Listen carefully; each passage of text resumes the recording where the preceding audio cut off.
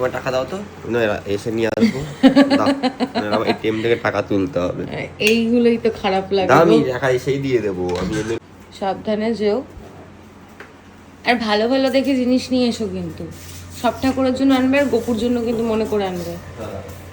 Tata. তুমি বললে যে ইয়ে নেবে, র্যাপিডো নেবে, তাহলে তো আমাকে নিয়ে যেতে পারতো। না থাক, বাবু আছে ঘরে একা।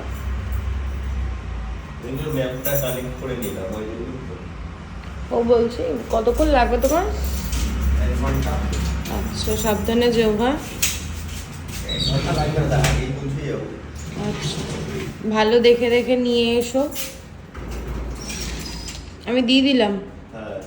টাটা। গুড আফটারনুন, কেমন আছো সবাই? আশা করি তোমরা সবাই খুব ভালো আছো, সুস্থ আছো। আমরাও ভালো আছি, সুস্থ আছি। তোমাদের সকলকে জানাই শুভ দীপাবলি। আজকে ঘুম থেকে উঠেছি একটু আগে, আমার চোখ মুখ দেখে বুঝতেই পারছো সিনটি ফ্রেশ হচ্ছে। অতনু তো দোকানে চলে গেছে, আর সাত সকালবেলা গেছিলো ঠাকুরের জন্য ফুল আনতে। ওকে ডেকে দেবো বলে আমি ঘুমোতে পারিনি। তাছাড়াও আমি এডিট করছিলাম, করতে করতে 6:30 বেজে গেছে শুতে। 6:30টার সময় আমি শুতে গেছি। ভোরবেলা যে সময় মানুষের উঠে মানে অর্ধেক মানুষের কাজ হয়ে যায় বা মানুষে উঠে পড়ে, আর আমি সেই সময় গেছি ঘুমোতে। তাই আমার ঘুমও যথারীতি লেটে ভেঙেছে। তারপর দিদি এসে কাজ করে দিয়ে গেছে, রান্না দিদিকে আসতে বারণ করে দিয়েছি, কারণ অত ভোরবেলা আমি শুয়েছি। তারপর যদি আবার রান্না দিদিকে বোঝাতে হয় কি রান্না হবে না হবে, তাহলে আর ঘুম হবে না। এখন বেশ ফ্রেশ লাগছে। আমি এখন ফ্রেশ হইনি, ফ্রেশ হব। তার আগে ভাবলাম ভিডিওটা শুরু করি, কারণ অনেক লেট হয়ে গেছে অলরেডি। আর এই লাইটগুলো দেখো এখনও বন্ধ করিনি। এখন লাইটগুলো অফ করবো, জানলাটা খুলবো, এসি বন্ধ করবো, তারপর আস্তে আস্তে ঘরের কাজ করবো। কাজ সেরকম নেই, জামা কাপড় কিছু কালকে কাচা ধোয়া করে দিয়ে গেছে দিদি, সেগুলোই ভাজ করবো। চলো, অনেক কথা বলে ফেলছি, বেশি বড় হয়ে যাবে ভিডিও, তোমরা বোর ফিল করবে। এমনিতেও আজকে অনেক অনেক প্ল্যান আছে, তোমাদের সঙ্গে শেয়ার করবো সবটা। সেটি কি সুন্দর করে ব্রেকফাস্ট নিয়ে এসছে, যদিও এখন ব্রেকফাস্ট নেই, এখন লাঞ্চের সময়। আমরা এখন তাও খাওয়া দাওয়া করবো, খিদে পেয়েছে প্রচণ্ড। 2টো ডিম সেদ্ধ আর ম্যাগি মামা দিয়ে গেল। আর লাঞ্চটা আমাদের দিদিন পাঠিয়ে দেবে, তাই তো? চলো খেয়ে নিই। আমি যখনই ক্যামেরা অন করে কথা বলবো ভাবি, তখনই পাম্পের মেশিনটা চালু হয়ে যায়। যাই হোক, আমার স্নান হয়ে গেছে, এখন পুজো দেব। আজকে অনেকটা বেলা হয়ে গেছে, এমনিতেই তো একটু লেটে ঘুম থেকে উঠেছি, তারপর কাজকর্ম ঘরের সাথে সাথে একটু লেট হয়ে গেল। সিনটি স্নান হয়ে গেছে, ও দেখছে টিভি। এখন পুজো দেব। আর দেখো টুনিগুলো ধরিয়ে দিয়েছি, কি ভাল লাগছে। চলো পুজোটা দিয়ে দিই। আর অতনু আজকে খুব সুন্দর সুন্দর মালা নিয়ে এসছে ঠাকুরের জন্য, চলো তোমাদেরকেও দেখাই।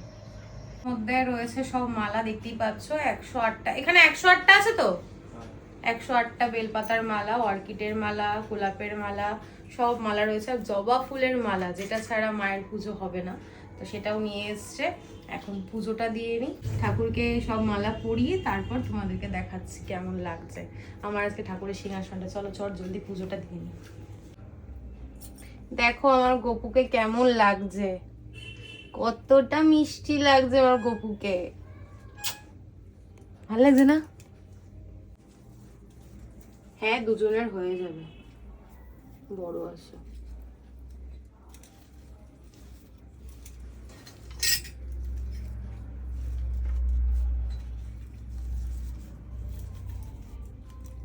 দইটা একটু মাঝখানে ঝুল দিয়ে দাও, ফুলটা তুলে দাও।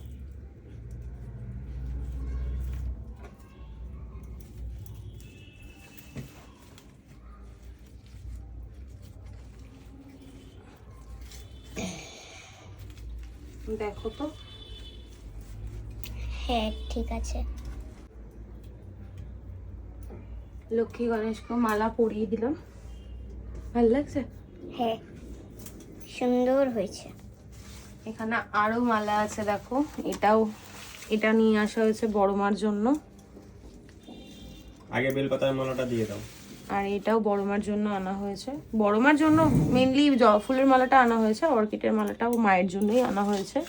আর এই যে বেলপাতার মালা, এগুলো সব অতনু পরিয়ে দেবে। ওই ইয়ের মধ্যে হুকের মধ্যে গুজে দাও, দেখো তাহলে ঠিকঠাক থাকবে। হ্যাঁ দেখো বেলপাতার মালাটাও রয়েছে, ওটাও রয়েছে। নাও এই মালাটা নাও, এই মালাটা ওই মাকে পরিয়ে দাও। দেখো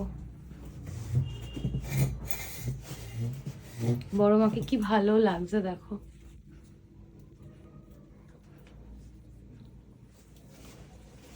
জয় মা। মা গো সবাইকে ভালো রেখো, তুমিও ভালো থেকো মা। চারদিক দিয়ে দিয়ে দাও, পাশ দিয়ে। হ্যাঁ ব্যাস।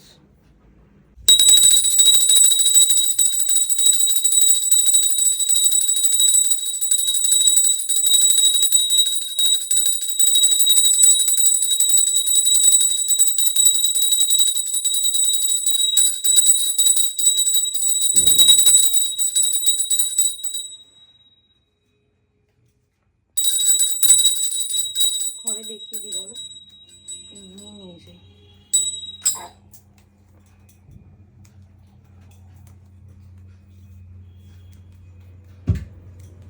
দরজাটা খুলে দাও।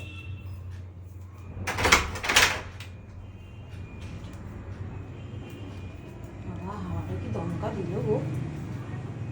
না আরতি নিয়ে নাও, বাবুকে দিয়ে দাও। ববু থাকলে ববুকেও দিতাম। হয়ে গেছে, দিয়ে দিয়েছি। নিজে নাও, এবার রেখে দাও। আস্তে আস্তে আস্তে, বাবা বাবা লেগে যাবে, আস্তে। ওরে বাবা রে, মাথা টাক মারছে। এটা তো সব লাইটটা সব লিখবো না।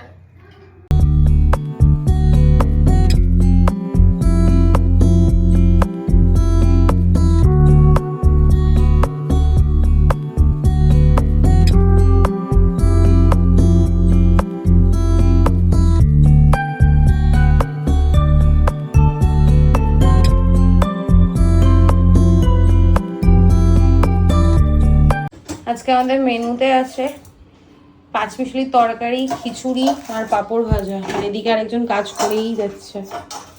চলো এবার খেয়ে নি।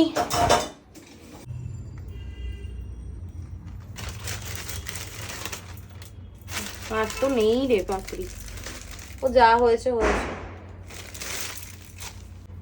আমি জানি ভালো হয়নি, আমি যেরকম পারি সেরকম বানিয়েছি। প্রদীপ এখনো দিইনি, পরে দেব। শুধু এই ময়ূরের প্রদীপটা দিয়ে রাখলাম, দেখতে কি সুন্দর লাগছে। এই যে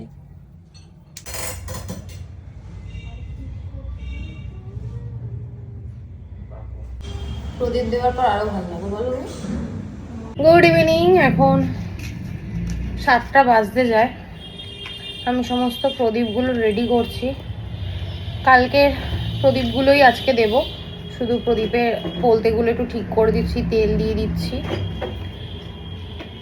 প্রচণ্ড গরম লাগছে, ফ্যান অফ করে কাজ করতে হচ্ছে তো, প্রচণ্ড গরম লাগছে। এরপর আবার ঘরও মুছতে হবে, ঘরটা মুছে ফ্রেশ হব, তারপর রেডি হব, বাজি ফাটানো হবে, ছাদে যাব, অনেক অনেক কিছু বাকি আছে। আর সিনটি ভীষণ এক্সাইটেড, শুধু বলে যাচ্ছে মামা এটা করে দিই, ওটা করে দিই, এইটা হেল্প করে দিই, ওটা হেল্প করে দিই। কিন্তু আমার ভীষণ ভয় লাগে, কারণ আগুনের কাজ তো, যদি বাই চান্স এদিক ওদিক কিছু হয়ে যায়, আমার এইগুলো খুব ভয় লাগে। কিন্তু মেয়েটা তো আমার বোঝে না, কি করা যাবে। সব বাড়ির পুচকেগুলোই এরকম হয়, একটু এক্সাইটেড হয়। আমরাও যখন ছোট ছিলাম আমরাও এরকমই এক্সাইটেড থাকতাম। মাকে কোনো কিছু করতে দেখলে তখন মনে হতো যে আমরাও গিয়েও মাকে একটু হেল্প করে দিই। তখন আমাদের মাও বলতো কি, তাই না? বলতো তো। চলো কাজগুলো করে নি ঝটপট করে। বাজি ফাটানো ওই তারাবাজিগুলো দেয়নি তো। এখন কি আর দেবে? হ্যাঁ যাবো পাপা তারাবাজি নিতে। বস, এখনই যাবো আর চলে আসবো। আর যেতে হবে না এখন। থাক তাহলে তারাবাজি। কি সুন্দর লাগছে বল দেখতে সিনটি। হ্যাঁ শিনু, চলো প্রদীপ দেবে এবার।